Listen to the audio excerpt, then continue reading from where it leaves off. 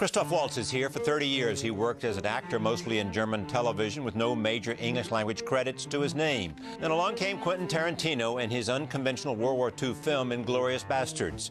Tarantino cast Waltz as Hans Landa. Ooh, that's a bingo. This seems like a good bit of fun. The character wouldn't have existed if I had never met Christoph. There would be no King Schultz. I knew that Colonel Landa was one of the greatest characters I've ever written and one of the greatest characters I will ever write. Landa, da sind Sie ja. Emmanuel, voici le colonel SS Landa. How did you create the character? What was it based on, or was that simply out of your mind? He just flowed out of me. One of the things about his character that's one of the most striking things is that he's obviously a linguistic genius. Then did you have to find an actor who could do that? Oh yeah, that was the thing. I realized I was writing a pretty impressive character when it came to Colonel Hans Landa. And I knew whatever actor I cast to play this has to be as much of a linguistic genius as Landa is. The Führer couldn't have said it better himself. I started casting actors in Germany, and I wasn't finding anybody who quite had everything that I needed 100%. I literally had a moment where I didn't think I was going to find it.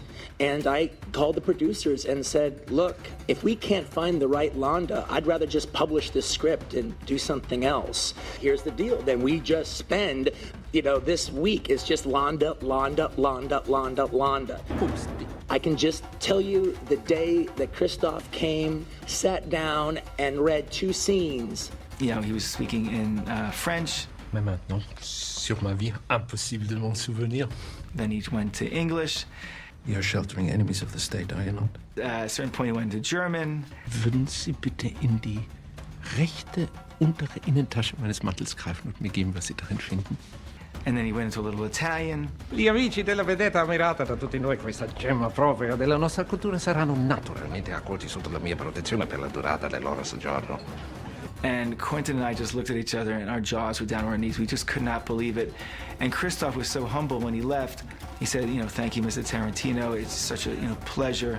And, we looked at him and said, no, you don't understand. Thank you. And he walked out of the room and we just high-fived each other. I remember thinking, we're making a movie. What is it that you think you were able to accomplish in this performance?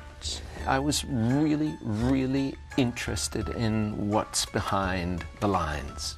There is so much in this person's mind, and he gets so much of it onto the page. I was just interested in finding out. So what was in Quentin Tarantino's mind?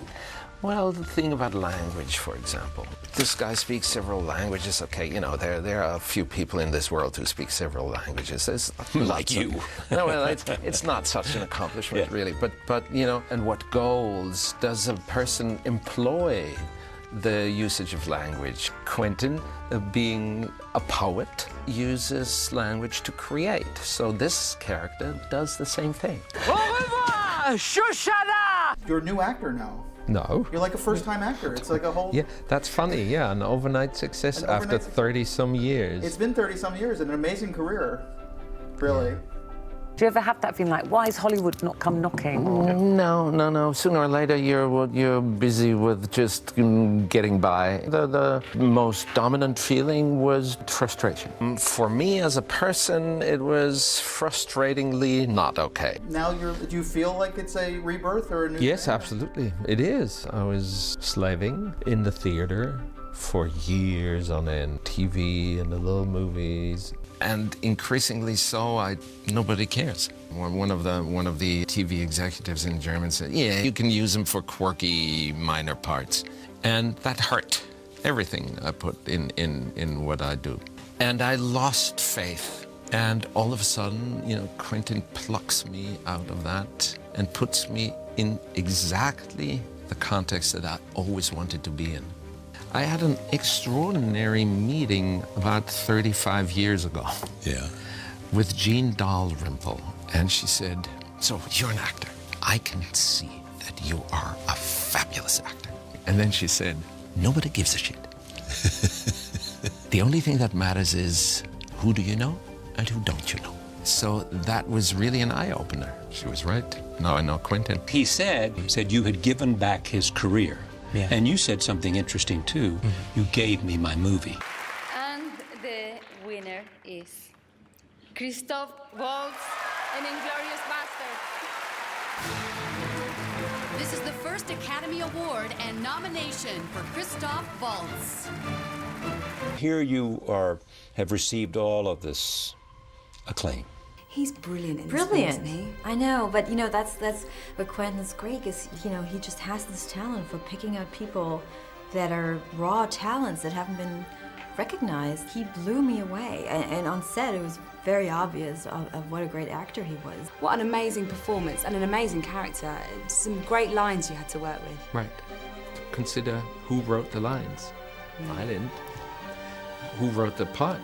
I didn't. Who wrote the story? I didn't. Christoph Waltz, Django Unchained.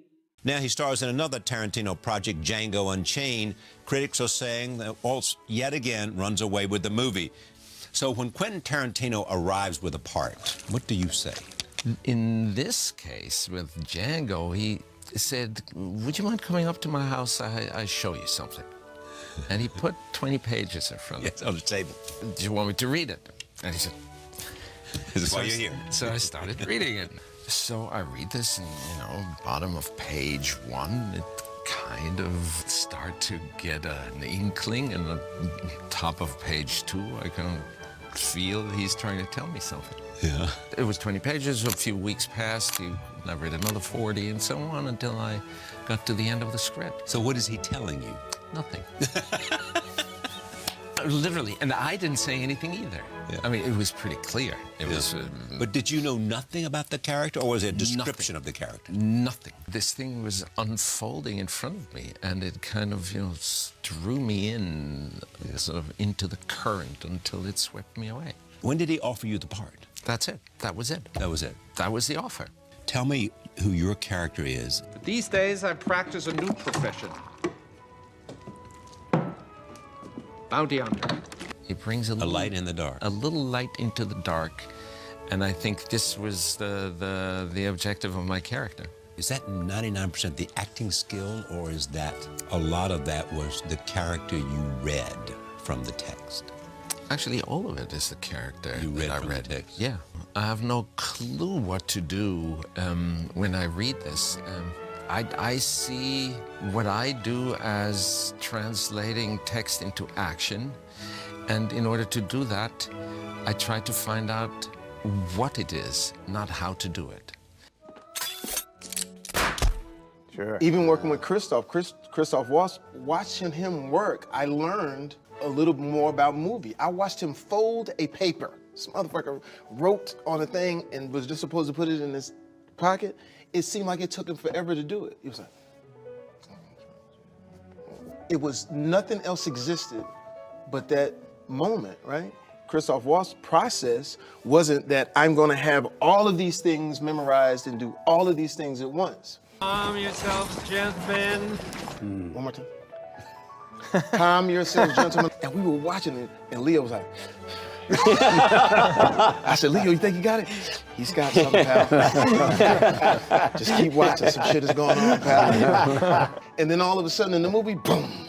Calm yourselves, gentlemen. I'm like, oh, shit. And then I'd like to thank the Academy.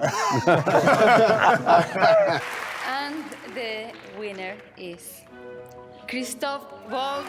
Christoph Waltz. Christoph Waltz. Christoph Waltz. Why I get to stand here is really no mystery, because it says so at the very beginning of our movie, written and directed by Quentin Tarantino.